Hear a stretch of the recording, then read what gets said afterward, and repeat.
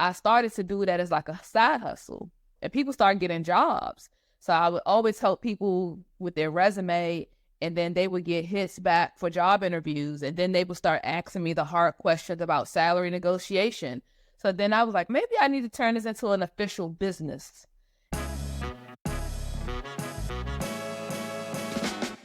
Hey everyone, this is Mike Roberts, creator of the Apprenticeship Playbook, and you're tuned in to the Skills First podcast. In today's world, skills first hiring is revolutionizing the job market. And on this show, I sit down with trailblazers who are rethinking hiring practices and embracing experiential learning, as well as the people impacted. Follow along as we dive into tips, innovative ideas, and proven strategies to help you navigate and thrive in the evolving landscape of modern apprenticeships. Okay, can you tell us who you are and what is it that you do? So my name is Kanika Tolber. I'm from the Washington, D.C. area. I do a lot of things, actually, but I serve as a project manager in the ServiceNow space. So I work for a federal government agency. I also have my own company, Career Rehab, where I am the founder and CEO and author of an organization where we help people rehab their careers. We help people transition into new careers. We help people level up in their existing career. And we also help people that are looking to do a career change, whether they retired or whether they're just switching industries. I primarily have been working a lot with the technology industry for the most part, because that's what my background is in. But yeah, that's what I do, and that's who I am. Nice. And what got you into tech? I've been in tech since 2005, so it's been a long journey. I went into tech because I was really fascinated with web development at the time. And this is back when we had Dreamweaver, Front Page, back in the day. I'm telling my age now, but when the internet became really popular and we had AOL Instant Messenger, I was like, wow, this is really cool, getting on the internet with dial-up. And I was like, Mom, I want to go into computer science. At the time, my mom really wanted me to go into being a pharmacist, because she would always tell me that we would go to the store and the pharmacist was sometimes a Black woman. And we heard that pharmacists make a lot of money. So we go to the drugstore, and she was like, maybe you should talk to the pharmacist, and maybe you should think about being a pharmacist because they make a lot of money and it's a really good industry to get in. I said, no, I want to go into computers. So that's what I went to college for. I went to Bowie State University here in Bowie, Maryland, and it's a HBCU, and I just never looked back.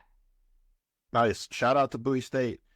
And parents, because my folks were the same way. When I told them I wanted to be a programmer, they were like, no one goes to school for that. You pick something else. And then I picked accounting, and I was not set out to be an accountant.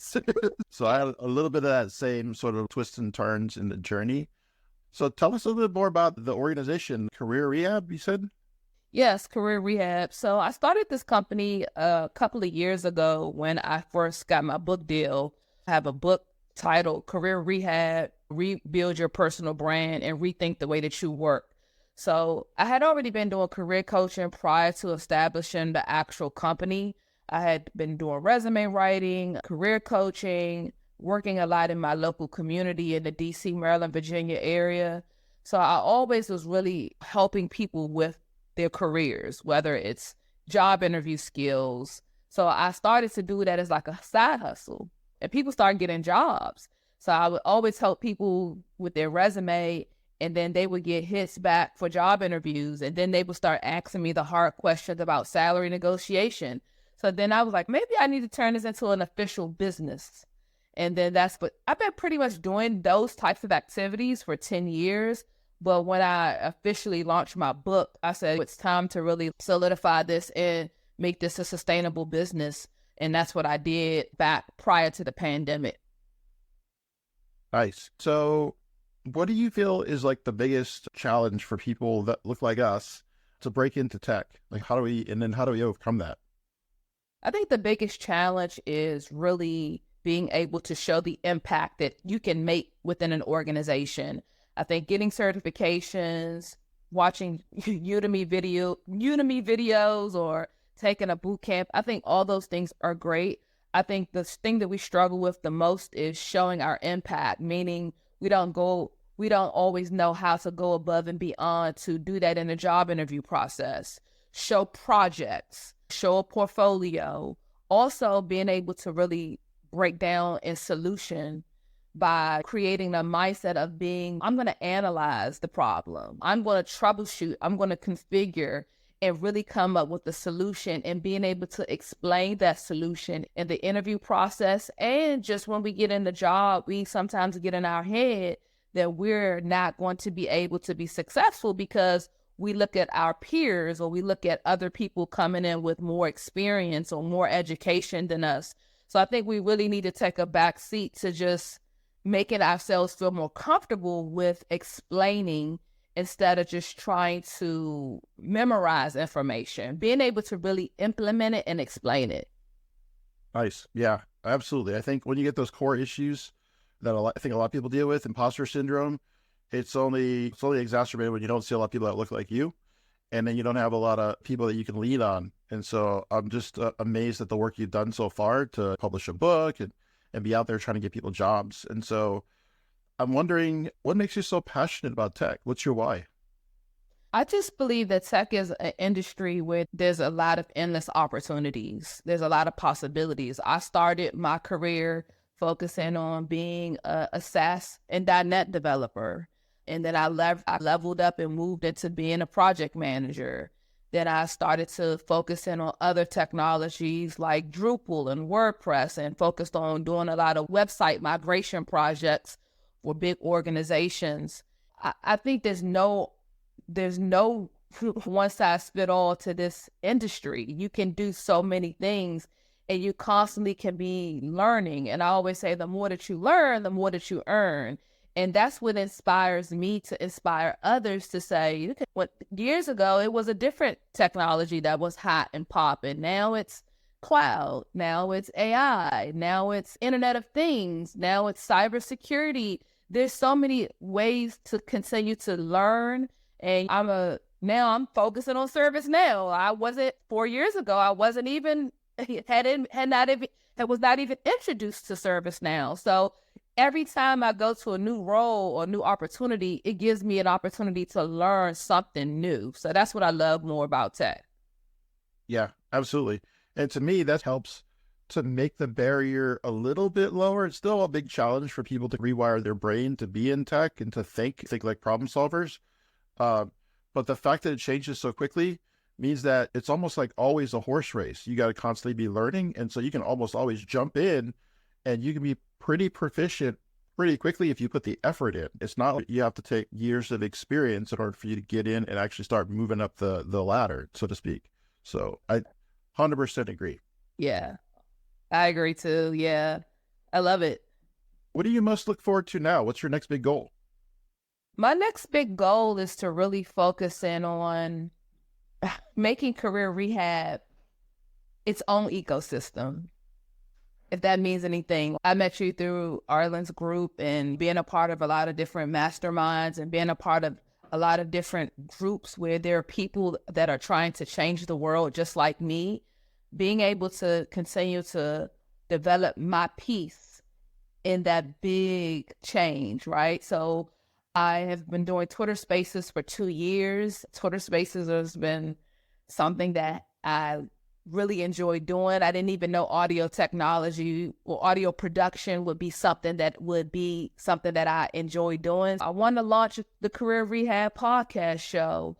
I want to make sure that I have a Career Rehab Academy specifically for the people that have been following me that really need more additional help.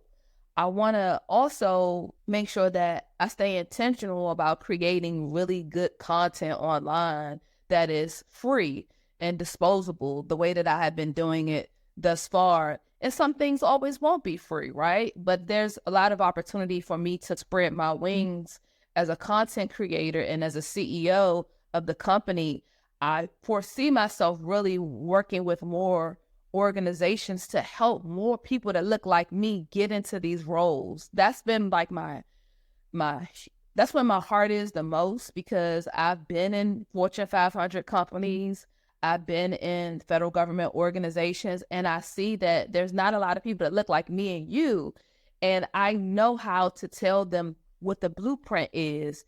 And I think showing them that roadmap and letting them know that they could do it, it brings me a lot of joy to my heart. So that's the goal, is to continue the work that I've been doing, but take it to a whole nother level.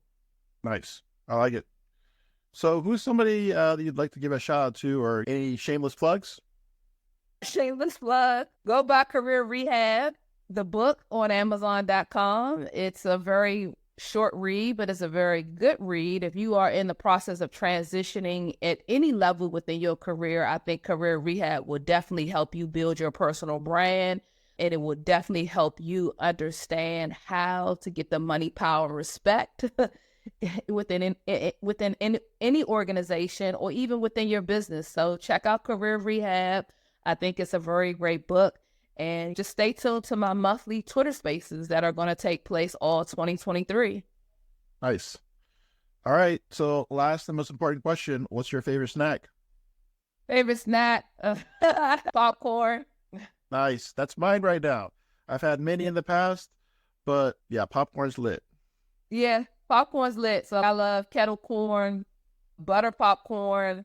I'm not really big into the caramel type popcorn, but I feel like the popcorn is good because it's healthier.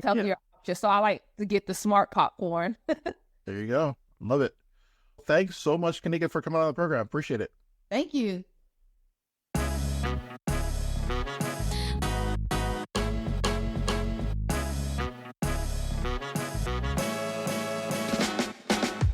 You've been listening to Skills First, the Apprenticeship Playbook podcast. By the way, if this is valuable to you, don't be lame.